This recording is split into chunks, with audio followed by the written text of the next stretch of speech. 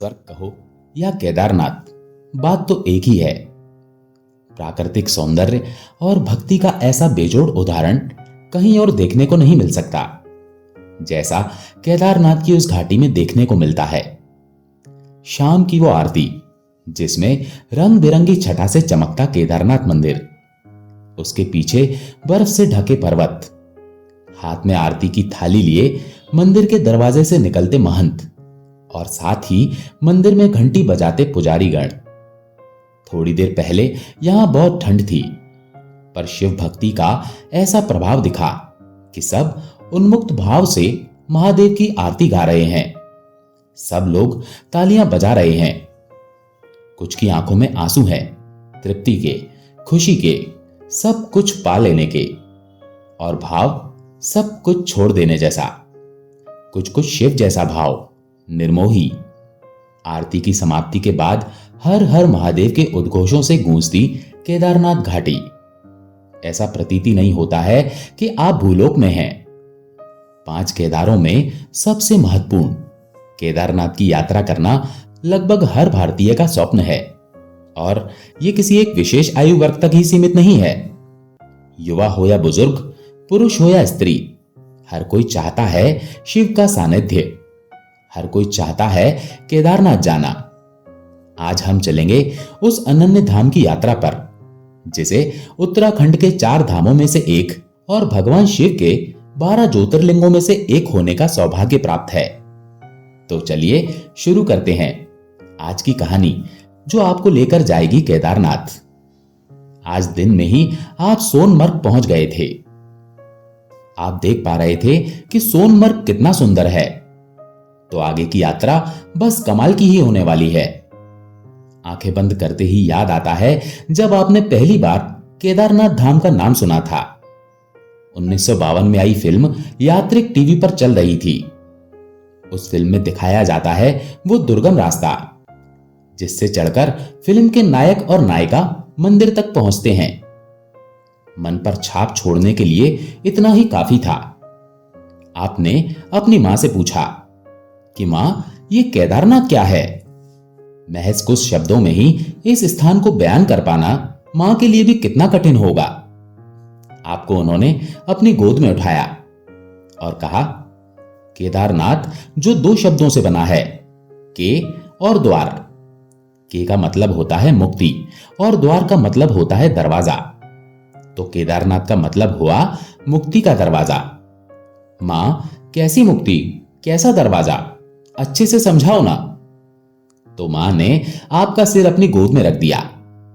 आप भी निश्चिंत होकर मां के आंचल से अपने मुंह को ढककर लेट गए थे। बेटा, महाभारत के बाद पांडवों को लगा कि वे विजयी तो हो गए हैं, पर उन्होंने अपने ही घर के लोगों की हत्या की है, तो उन्हें पाप जरूर लगेगा। वे सब इच्छुक थे अपने शरीर के साथ ही स्वर्ग में जाने के लिए, पर इस पाप के कारण वो ऐसा नहीं कर पाते। इसका हल निकाला गया। वो था भगवान शिव का आशीर्वाद। भगवान शिव का आशीर्वाद? आप हैरान होकर बोले, हां, भगवान शिव का आशीर्वाद। पर भगवान शिव पांडवों से किसी बात पर नाराज थे। पांडव पहले गए काशी। काशी में खूब ढूंढा उन्होंने शिव को, पर उन्हें शिव नहीं मिल पाए। पांडव उन्हें खोजते खोजते हिमालय में भी आ गए, पर भगवान शिव उन्हें दर्शन देना ही नहीं चाहते थे।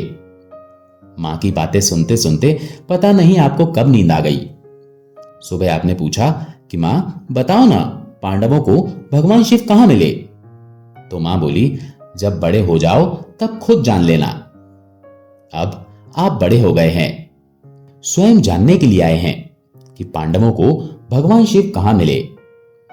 इन सब पुरानी यादों को याद करते करते कब आंख लग गई पता ही नहीं चला। सुबह 4 बजे के अलार्म ने आंखें खोल दी। जल्दी जल्दी आप नहा धो लिए हैं। आज बहुत महत्वपूर्ण दिन है। आज शिव के दर्शन करने हैं। शिव के उस रूप को निहारना है जो निराला है, जो अनंत है। सोनप्रयाग के उन सुंदर दृश्यों को जो हमने कल देखे थे, अभी तक रोशनी ना होने के कारण हम देख नहीं पा रहे हैं, पर महसूस जरूर कर रहे हैं। वातावरण में एक मधुरता और ताजगी को। टैक्सी स्टैंड से आप गौरीकुंड के लिए गाड़ी में बैठ गए हैं। गौरीकुंड सोनप्रयाग से महज 5 किलोमीटर दूर है, पर पहाड़ों के दुर्गम रास्तों से निकलते हुए यह सफर कुछ 1 घंटे में पूरा होगा। चलते हुए अभी थोड़ी ही देर हुई है कि सूर्यदेव अपनी लालिमा के साथ आसमान पर चमक उठे हैं। नारंगी रंग की वो छटा जो दूर कहीं पहाड़ों से निकल रही है। जैसे जैसे सूर्य उदय हो रहा है, दूर दूर पहाड़ों की हरियाली अपने शबाब पर पहुंच रही है। इन घाटियों से निकलते निकलते आपका मन बच्चों जैसा उत्साहित हो रहा है। कुछ बहुत अच्छा होने वाला है और बहुत सुंदर हो रहा है। इस बीच हमारा मन खुशी के मारे नाच रहा है। कितने सालों की प्रतीक्षा के बाद केदारनाथ जाएंगे। मन से आवाज आती है, हर हर महादेव, हर हर महादेव। वो मन की आवाज जैसे जुबान पर आ जाती है और सहसा मुख से निकल पड़ता है, हर हर महादेव। साथ बैठी सवारियां भी आपकी तरह अपनी भावनाओं को शब्दों का रूप देती हैं और कहती हैं, हर हर महादेव। बाहर के सुंदर नजारों और शिव ध्यान में मगन कब गौरीकुंड पहुंच गए पता ही नहीं चला। आप गौरीकुंड पहुंचे। गौरीकुंड ये वही स्थान है जहां से 16 किलोमीटर की पैदल केदारनाथ यात्रा शुरू होगी। यूं तो खच्चर, पालकी और पिट्ठू भी हैं, हेलीकॉप्टर सेवा भी है, पर हम पैदल यात्रा करेंगे। सुना है, यहां की कहावत है कि जितनी मंजिल सुंदर है उतना ही सफर भी। तो कैसे इस मनमोहक सफर को यूं अधूरा छोड़ देंगे।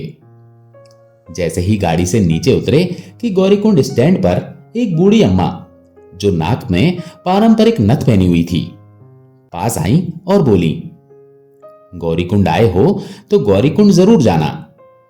आप समझ ना सके तो आपने कहा, अम्मा मैं समझा नहीं। और अम्मा ने कहा, तुमने वो कहानी तो सुनी ही होगी जिसमें पार्वती शिव से शादी करने के लिए तपस्या करती हैं। हाँ अम्मा, सुनी है। शिव से ब्याह करने के लिए घोर तपस्या की थी पार्वती ने। तो अम्मा ने कहा, यहां से तुम आगे जाओगे तो तुम्हारे रास्ते में ही एक मंदिर है जिसके नाम पर इस जगह का नाम गौरीकुंड है। वहां गौरा यानी पार्वती ने तपस्या की थी। तपस्या शिव को पाने के लिए। एक कुंड यानी तालाब भी है वहां जिसका पानी गर्म है। आंखें चमक उठी हैं। जो कहानियां आप बचपन से सुनते आ रहे थे आज वो आपकी आंखों के सामने है। अपनी गफलत में ही खोए हुए आप जब होश में आए तब वहां वो बूढ़ी अम्मा नहीं थी, पर आपके पास एक और जगह थी जाने के लिए। अभी सुबह के 6:30 बजे थे। कांधे पर बस्ता लिए आप चल पड़े गौरीकुंड की ओर। गौरीकुंड मंदिर से कुछ 2 किलोमीटर दूर था एक सुंदर सा कुंड। वहां पहुंचकर आप आचमन कर रहे हैं और उसके बाद उस छोटे से पर सुंदर से मंदिर के दर्शन कर महसूस कर रहे हैं कि कैसे देवी ने अपने आप को अर्पित किया था भगवान शिव के लिए। अब यहां से शुरू होती है हमारी ट्रैकिंग मोक्ष के द्वार के लिए, केदारनाथ के लिए। हमने एक लकड़ी ली है। ये लकड़ी हमें चढ़ाई करने में बहुत काम आने वाली है। सावन जो भगवान शिव का पसंदीदा महीना है, माना जाता है इस महीने में भगवान शिव अपने भक्तों से मिलने नंदी पर सवार होकर निकलते हैं। भगवान शिव खुद देखने निकलते हैं। एक अद्भुत छटा, अद्भुत भक्ति अपने भक्तों की। आप मन ही मन ये सब सोचते हुए चल ही रहे थे कि आपके पास से निकलते हैं एक साधु जिनकी जटाएं उलझी हुई हैं, शरीर पर बहुत कम कपड़ा पहने हुए साधु इतनी ठंड और बारिश के मौसम में चले जा रहे हैं। उनके चेहरे का तेज समा ही नहीं रहा था। आपके मुख से अनायास ही निकल पड़ता है, हर हर महादेव। वो साधु आपकी ओर देखता है, थोड़ी गौर से देखता है, शरीर पर राख रमाए आपसे बोलता है, तुम्हें जानना है कि पांडवों को भगवान शिव कहां मिले? विश्वास नहीं हो रहा था कि आपके साथ ये क्या हो रहा है। आपने बस हामी में गर्दन हिला दी और उस साधु ने कहना शुरू किया। तो पांडव भगवान शिव को खोजते खोजते हिमालय आ गए। हिमालय में आकर उन्होंने शिव को कई जगह ढूंढा, पर जहां जहां पांडव जाते भगवान शिव वहां से किसी दूसरी जगह चले जाते। आखिर शिव नंदी के रूप में एक छोटे से गांव में जाकर छुप गए। जब पांडव वहां पहुंचे तो वो शिव के नंदी रूप को पहचान गए। शिव के उस रूप को पहचानने के बाद जैसे ही पांडवों ने उन्हें पकड़ना चाहा, जैसे ही वे उस नंदी रूपी शिव के पास आए, शिव धरती में समा गए। जिस जगह शिव धरती में समाये उस जगह को गुप्त काशी कहते हैं। गुप्त काशी वो जगह है जहां शिव अंतर्ध्यान हुए। वो जगह आज विश्वेश्वर मंदिर की तरह पूजी जाती है। आप ध्यान से उस बाबा की बात तो सुन रहे थे, पर अचानक एक साइन बोर्ड जिस पर लिखा था जंगल चिट्ठी में आपका स्वागत है, उस साइन बोर्ड ने आपका ध्यान खींच लिया। आपकी 4 किलोमीटर की चढ़ाई पूरी हो चुकी है। जैसे ही आपका ध्यान दोबारा कहानी की ओर गया, बाबा गायब हो चुके थे, आसपास में दिखाई नहीं दे रहे थे। आप थोड़ा दुखी होते हैं। आखिर पांडवों को भगवान शिव कहां मिले? पर यह दुख एक पल का भी नहीं था, क्योंकि जो दृश्य आपके सामने है वो अकल्पनीय है। जो दृश्य आपके सामने थे उनकी कोई मिसाल नहीं है। बहुत सुंदर रास्ता बना हुआ है और उस रोड पे जिसे आप चढ़ रहे हैं उसकी दूसरी तरफ है मंदाकिनी नदी। अभी कुछ दिनों पहले बारिश हुई थी तो नदी में पानी भी बहुत था, साफ कांच के जैसा पानी। और नदी के ऊपर थे पहाड़, हरे भरे पेड़ों से लदे पहाड़, और पहाड़ों के ऊपर बादल, और आपकी तरफ से दिख रहा है एक सुंदर झरना। झरने की आवाज आपको मोहित कर रही है। बारिश की वजह से झरने में भी खूब पानी है और गिरता हुआ पानी दूध के जैसा लग रहा है। आप इस दृश्य को समेटना चाहते हैं अपनी आंखों में। आप महसूस कर रहे हैं उस ताजगी को जो ये ठंडी हवा के झोंके आपको दे रहे हैं। आप शांत हैं, आप संपूर्ण हैं। झरने के पास जाकर आप अपने हाथों में वो पानी भरते हैं और इसे पीते हैं। आह, कितना मीठा पानी है। आप आगे चल पड़ते हैं, उन सभी खूबसूरत दृश्यों को आंखों रूपी कैमरे में समेटते हुए। और सुंदर नजारों को पार करते करते कब आप 3 किलोमीटर और पार कर लेते हैं और पहुंच जाते हैं भीमबली। आपको खुद ही नहीं पता चलता और यहां आपको दिखाई देता है मंदाकिनी ब्रिज। मंदाकिनी ब्रिज जिसके नीचे से मंदाकिनी नदी जा रही है। आप उस ब्रिज पर जाते हैं और देखते हैं पर्वतों के बीच से आती हुई मंदाकिनी नदी को, और फिर कहीं किसी यात्रा पर निकल जाती हुई, गंगा बनने की यात्रा पर निकल जाती हुई। ये सुंदर पहाड़ आपको रुकने पर विवश करते हैं, पर और भी अधिक सुंदर दृश्यों की आशा आपको आगे लिए जाती है। यहां से आपको एक और चीज दिखाई देती है। वो है एक पुराना ब्रिज, टूटा हुआ, विक्षिप्त। यह है रामबाड़ा का ब्रिज। 2013 की उस जल प्रलय ने पूरे रामबाड़ा को, जो एक गांव हुआ करता था, शिलाखंडों में बदल दिया है। खैर, ईश्वर की इच्छा मानकर आप आगे चलते हैं, आगे करते हैं आपकी यात्रा। अब इस जगह से दृश्य अलग हो जाते हैं। जो थोड़ा बहुत कृत्रिम सौंदर्य था वो ब्रिज के बाद प्राकृतिक सौंदर्य में बदल जाता है। इस स्थान के बाद चारों तरफ पहाड़ दिखाई देते हैं, सुंदर बर्फ से ढके पहाड़, पहाड़ों के बीच से बहती मंदाकिनी नदी और सुंदर झरने। आज तक जब बताया जाता था केदारनाथ की सुंदरता के बारे में तो लगता था ये असलियत नहीं हो सकता, ये सब तो कल्पना लोक में ही होता होगा। पर आज आप खुद दुविधा में हैं। ये जो आप देख रहे हैं ये कल्पना लोक है या सच है?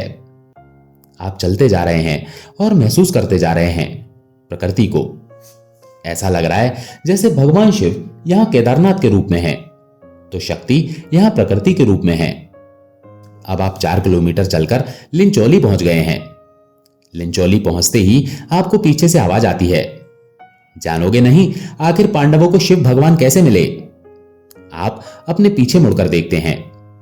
वही साधु जो यात्रा की शुरुआत में मिले थे, खड़े मुस्कुरा रहे थे। आप एक उत्सुक बच्चे की तरह उनके पास जाते हैं और कहते हैं, हाँ बताइए। साधु बताते हैं, गुप्त काशी से निकलकर शिव नंदी के रूप में पहुंचे केदारनाथ की भूमि पे। वही भूमि जहां सतयुग के समय भगवान विष्णु ने शिव को प्रार्थना की थी केदारनाथ में आने के लिए। वहां जैसे ही पांडव पहुंचते हैं भगवान शिव के नंदी रूप से मिलने के लिए, तो भगवान शिव वहां सैकड़ों जानवरों में जाकर मिल गए। पांडव परेशान, अब आखिर भगवान शिव को ढूंढे कैसे। तब भीम ने एक योजना बनाई। वो दो बहुत बड़े बड़े शिलाखंडों पर एक एक पैर रखकर खड़े हो गए। बाकी सब जानवर तो उनके पैरों के नीचे से निकल गए, पर वृषभ रूपी शिव ने भीम के पैरों के नीचे से निकलना नहीं स्वीकारा। बस इतना ही जानना था कि भीम उस वृषभ को पकड़ने के लिए झपटे तो वो शिव रूपी वृषभ धरती में समाने लगे, पर उस वृषभ की पीठ भीम ने पकड़ ली। पांडवों की लगन से शिव प्रसन्न हुए, उन्हें उनके पाप से मुक्त कर मुक्ति के द्वार खोल दिए। आपकी आंखें द्रवित थीं केदारनाथ की यह कहानी सुन।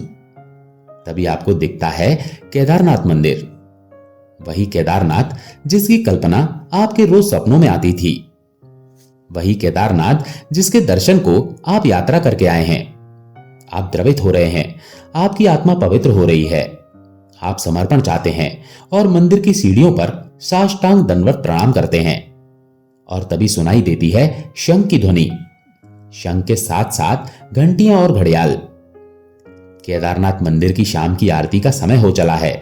बर्फ से ढके पर्वतों के आगे केदारनाथ अद्भुत है, केदारनाथ अप्रतिम है, केदारनाथ अजर है, केदारनाथ अमर है।